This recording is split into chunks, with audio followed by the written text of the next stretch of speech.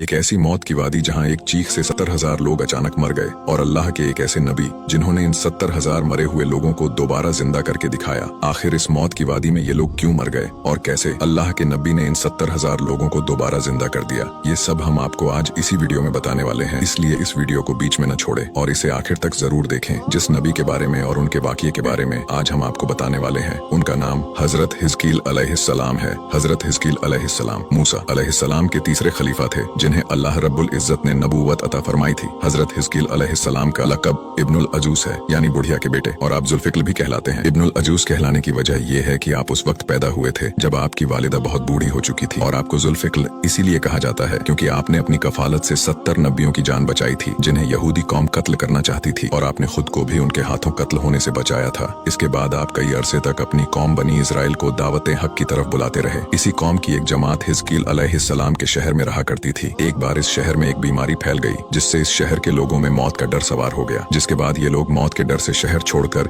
एक जंगल की तरफ भाग गए और वहीं रहने लगे। अल्लाह ताला को इन लोगों की ये हरकत बहुत ज्यादा नागवार गुजरी, जिसके बाद अल्लाह रब्बुल इज्जत ने एक अजाब के फरिश्ते को उस जंगल की तरफ भेज दिया। उस फरिश्ते ने एक पहाड़ की आड़ में छिपकर एक जोरदार चीख मारी और कहा कि तुम सब मर जाओ। उन लोगों ने जैसी ही उस फरिश्ते की हौलनाक आवाज सुनी तो वो लोग बिना किसी बीमारी के अचानक ही मर गए, जिनकी तादाद 70,000 बताई जाती है। हालांकि इस तादाद के मुताल्लिक अलग अलग रिवायतें देखने को मिलती हैं। एक रिवायत के मुताबिक इनकी तादाद 8,000 बताई गई है, तो वही एक रिवायत में इनकी तादाद 40,000 बताई गई है। वही कुछ रिवायतों में इनकी तादाद ज्यादा बताई गई है। इन लोगों की तादाद इतनी थी कि लोग इनके कफन और दफन का कुछ इंतजाम नहीं कर पाए और इनकी लाशें एक मैदान में 8 दिनों तक सड़ती रहीं, जिस वजह से उस जंगल और वहाँ के आसपास के इलाकों में पूरी तरह बदबू फैल गई। कुछ लोगों ने इन पर रहम खाकर चारों तरफ से दीवार खड़ी कर दी ताकि ये तमाम लाशें दरिंदों से महफूज रह सकें। कुछ दिन के बाद हजरत हिजकील अलैहिस्सलाम उस जंगल के पास से गुजरे तो अपनी कौम के इतने सारे लोगों को ऐसा मुर्दा देखकर और बिना कफन दफन के देखकर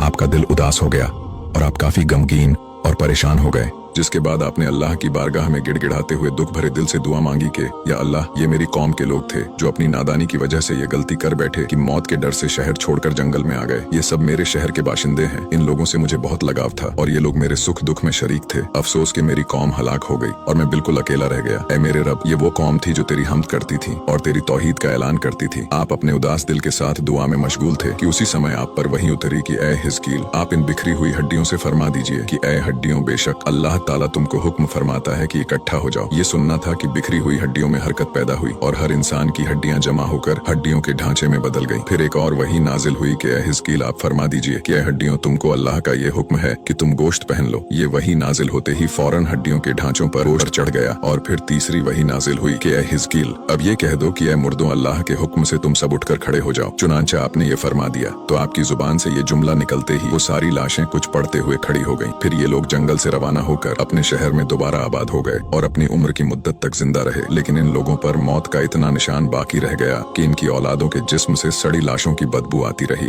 और ये लोग जो कपड़ा पहनते वो कफन की सूरत में हो जाता था और कब्र में जिस तरह कफन मैला हो जाता है वैसा ही मैलापन इनके कपड़ों पर भी आ जाता था। चुनांचा ये असरात आज भी इन यहूदियों में पाए जाते हैं और कहा जाता है कि आज भी इन यहूदियों के जिस्म में एक गंदी बदबू आती है जो कि हिजकील अलैहिस्सलाम के वक्त के लोगों में आया करती थी। वीडियो अच्छा लगा हो तो इसे लाइक जरूर करें और हमें फॉलो करके हमारा हौसला बढ़ाइए और ऐसे ही इस्लामिक वीडियोस के लिए हमें फॉलो करना ना भूलें। उस शख्स का चेहरा रोशन करे जो इस प्यारी बात को दूसरों को शेयर करे। अगर आपका दिल इजाजत दे तो इसे हर मोमिन तक जरूर पहुंचाए और अपने मासूम से भाई को फॉलो कर लें।